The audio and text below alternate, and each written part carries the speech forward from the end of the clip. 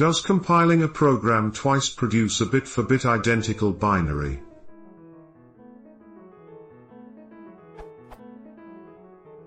If I were to compile a program into a single binary, make a checksum, and then recompile it on the same machine with the same compiler and compiler settings and checksum the recompiled program, would the checksum fail? If so, why is this? If not, would having a different CPU result in a non-identical binary?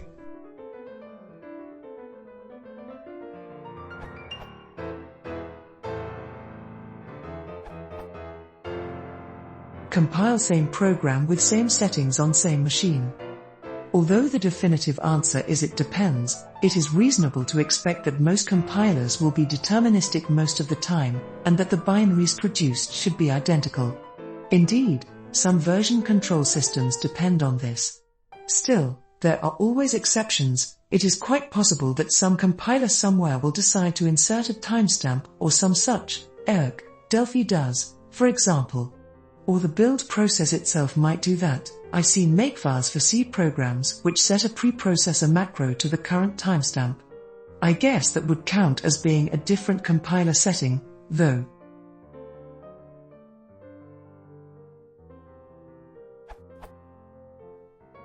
Also, be aware that if you statically link the binary, then you are effectively incorporating the state of all relevant libraries on your machine, and any change in any one of those will also affect your binary.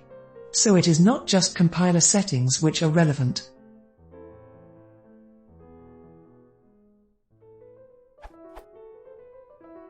Compile same program on a different machine with a different CPU.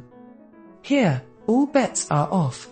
Most modern compilers are capable of doing target-specific optimizations. If this option is enabled, then the binaries are likely to differ unless the CPUs are similar, and even then, it's possible. Also, see the above note about static linking. The configuration environment goes far beyond the compiler settings.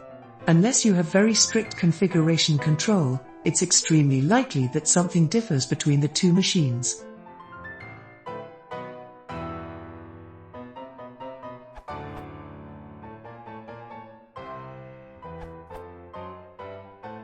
Random seed equals 123 control sum GCC internal randomness.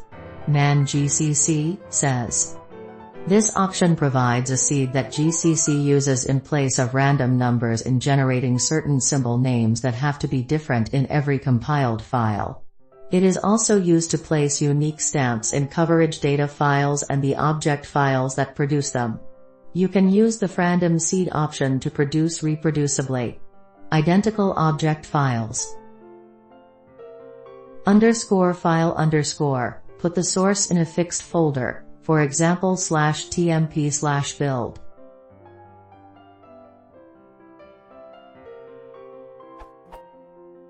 For _date_, _time_, timestamp_, libfatetime, this URL. Override those macros with D. Or datetime or where equals datetime, warn or fail if either _time_, _date_ or _timestamp_ R is used. The Linux kernel 4.4 uses it by default. Use the D flag with R, or use this URL to wipe stamps. No guess branch probability. Older manual versions say it is a source of non-determinism, but not anymore.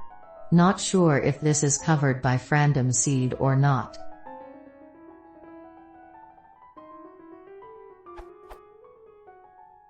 The Debian Reproducible Builds project attempts to standardize Debian packages byte by byte, and recently got a Linux Foundation grant.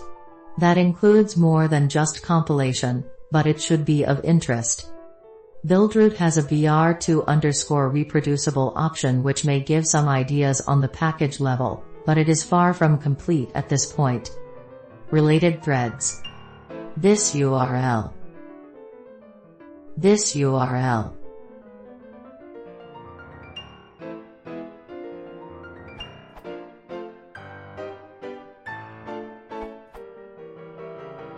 What you are asking is the output deterministic? If you compiled the program once, immediately compiled it again, you would probably end up with the same output file. However, if anything changed, even a small change, especially in a component the compiled program uses, then the output of the compiler might also change.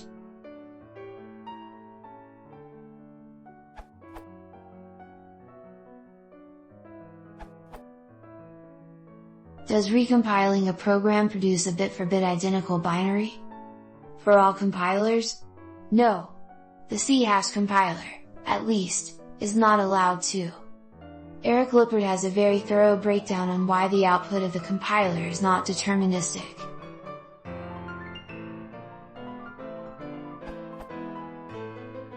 TEC# compiler by design never produces the same binary twice. The C# compiler embeds a freshly generated GIT in every assembly, every time you run it, thereby ensuring that no two assemblies are ever bit-for-bit identical. To quote from the CLI specification, the mvid column shall index a unique GIT that identifies this instance of the module. The mvid should be newly generated for every module, while the runtime itself makes no use of the mvid. Other tools, such as debuggers, rely on the fact that the mvid almost always differs from one module to another.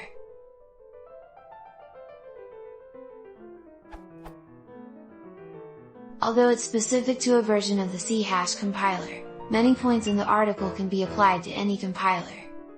First off, we are assuming that we always get the same list of files every time, in the same order. But that's in some cases up to the operating system. When you say CS, the order in which the operating system proffers up the list of matching files is an implementation detail of the operating system.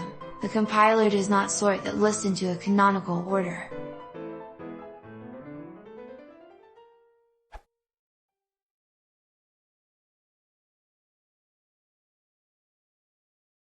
If you want to support the channel, please consider subscribing.